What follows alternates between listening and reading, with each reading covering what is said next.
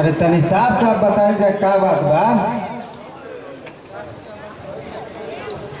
सारा बाजा बात गई अभी लड़के ना परिछाई।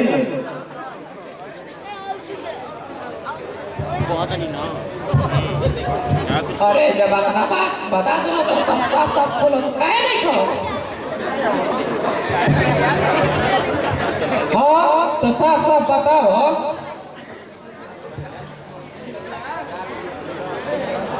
साफ साफ का सुन मुखिया जी, हम नहीं की चाहत गिराऊ इस सभा में बेइज्जती हो गए। ए मुखिया जी लागत बाकी कोनो प्राइवेट बात बा, जाके होने किनारा समझ ली। ना दुबे जी हम एक गाँव के मुखिया हैं, हमारी इज्जत एक गाँव के इज्जत है। ओसे इकरा जौन बात कहे के बाद ऐसे सबके सामने कहस।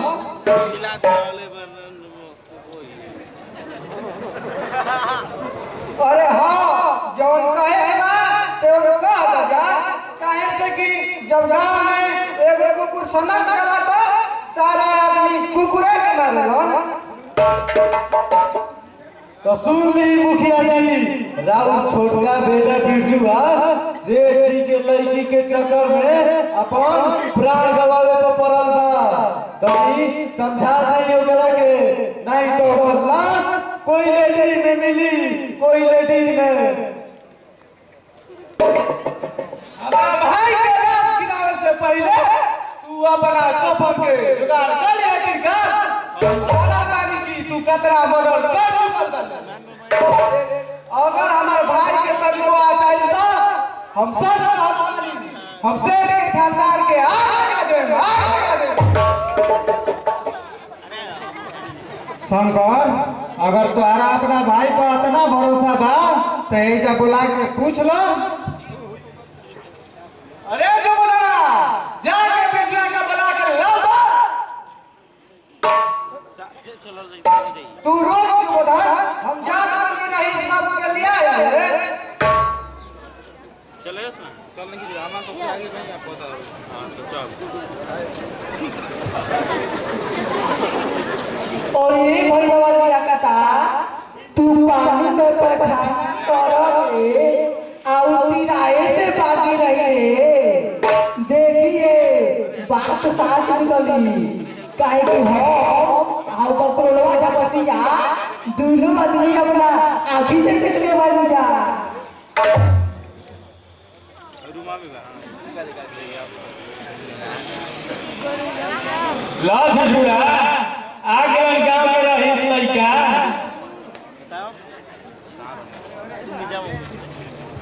बिरजू हम जौन बात कहल चाहत बाई, जौन बात पूछल चाहत बाई का उ सच है तनी साफ साफ बताओ तो।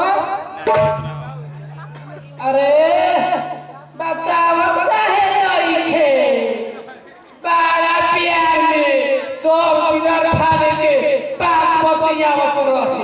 बोल ठाटो का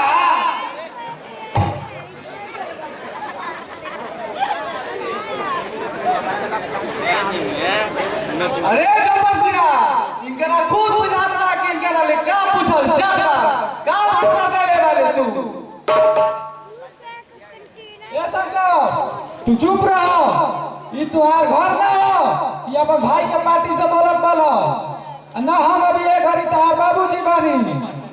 खाली पंचायत के फरियावे खातिर हम एगो मुखिया बनी। मुखिया सारा फैसला सोच के सुनावे ला। अरे ए बिरजू बचवा काहे चुप पड़ो, कुछ तो बोलो। हम बसंती से प्यार करेंगे तो जी और ओकरा बिना हम ना जी सकेला।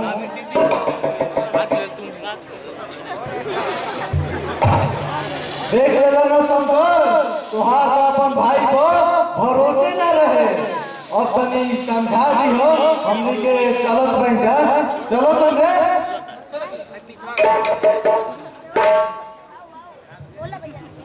सारा गांव के लोग सुन लेवे। बिरजू रामपुर के सेठ के लड़की के इज्जत से साथ खेलल चाहत बाड़न। ए सैनिका के भरल सभा में 50 कोड़ा मारल जाओ। हम एक गांव के मुखिया सही नहीं बनल। हमार फैसला सबका खातिर बराबर होके के चाहिए, चाहे हमार खुद के लड़का का है ना खस। अरे रउआ का हो गइल बा मुखिया जी, ईमानदारियों के हद होखेला।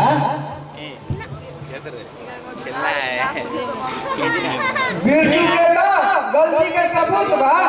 रउआ दुबे जी बिना जांच के हम करते भाई का इकरार कर रहे हैं। ई रउआ भुला गइल बने।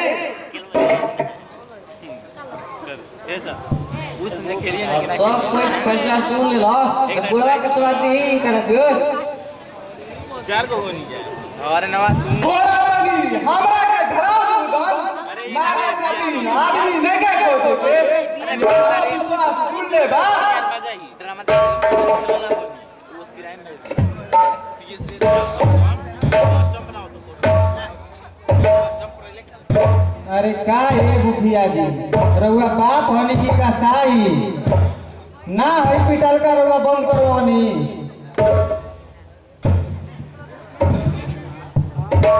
अब रहे बात तबे फिर बा नहीं यादव जी, आज इनकरा के हित भर बढ़ाए दी ताकि ये गांव के लोग जान जाए कि कैसे लड़का के सुधारे के चाहिए और कैसे दुलारे के चाहिए। हम ये गांव के मुखिया हनी, जब हम अपन खुद के लड़का के गलती माफ कर दे तो ये गांव के लोग क्या सीखिए। अरे तो हम लोग फैसला सुन लेला जा आ देखियो लेला जा, तब का टुकुर टुकुर ताकत बढ़ा जाए। जा अपना घरे मुखिया जी, अब हमनियों के चले के।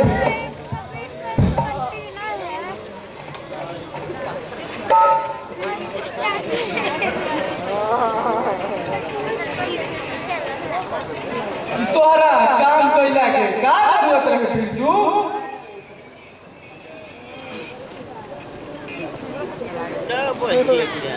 हम बसंती से प्यार करेले भैया, हम ओकरा बिना ना जी सकिला। बस एक बार तू ओकरा के हमरा से मिला।